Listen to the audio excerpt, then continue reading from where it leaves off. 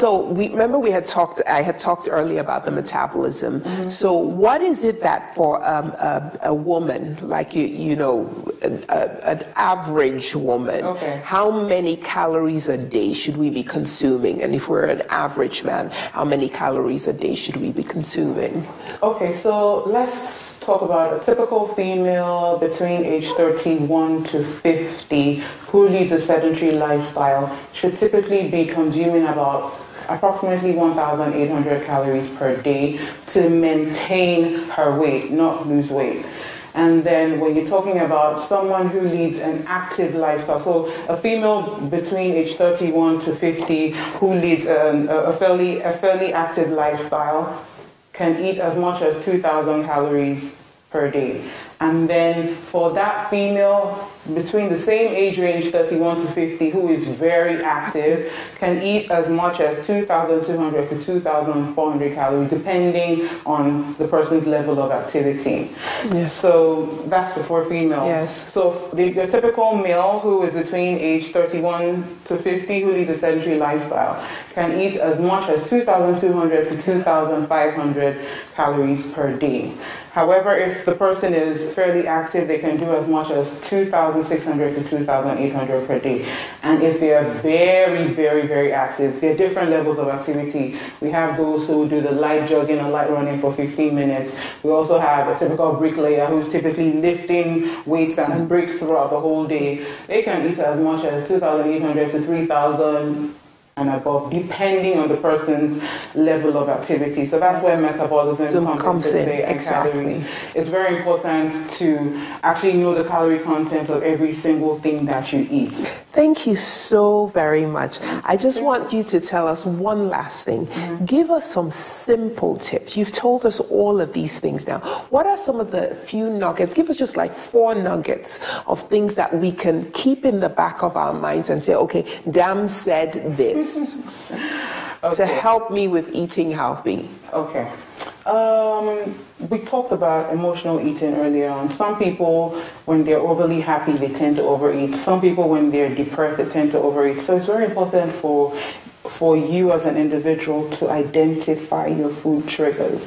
And if you know that you're an emotional eater, then you need to keep certain things out of your house, because you know that at that point in time when you're depressed or overly happy, whatever the mood is, you tend to overeat those things. Yes. It's also very, very important. A lot of people think, in the whole process of trying to lose weight, that they should skip meals. Skipping meals is actually the worst thing you can do to yourself, because you slow down your metabolism. And not only do you slow down your metabolism, you also, because you stayed for so long without eating. Some people actually skip breakfast, they skip lunch, and then they go ahead and have a huge massive dinner. Yes. And then when they have that massive dinner, they go ahead and just sleep right away, and then they wonder why they have a pot belly, or why they're skipping meals and still gaining weight or not losing any weight. So it's very important for you not to skip meals. It's also very important to avoid eating large meals at night, like I mentioned earlier on.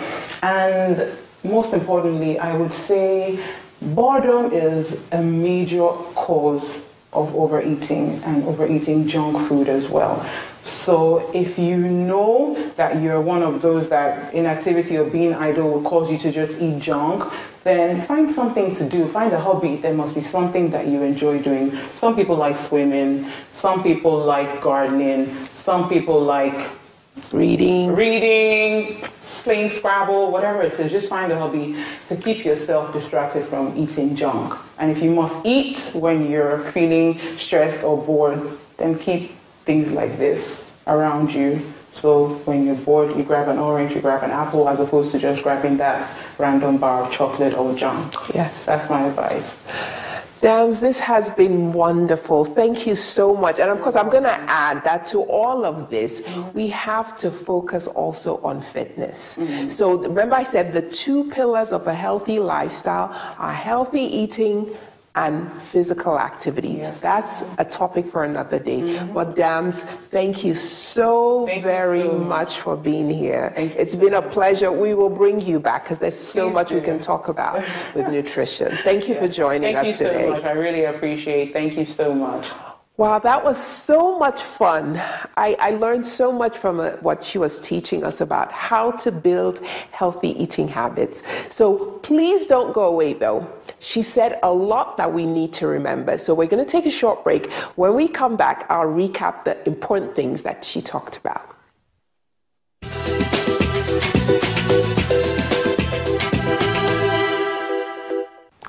That was such a fun episode with Damola on how to build healthy eating habits. Clearly, we can see that everything we eat and drink matters. So let's just recap some of the main points that she made. Eating healthier now will help you not just in the present, but in the future. Eating a healthy diet can prevent chronic diseases like high blood pressure, high cholesterol, diabetes, and even some cancers. If you already have any of these conditions, a healthy diet can even lead to significant improvement. Focus on variety, amount, and good nutritional content. Choose complex carbohydrates instead of the simple carbs. Choose foods and drinks with less saturated fat, less salt, and less added sugars.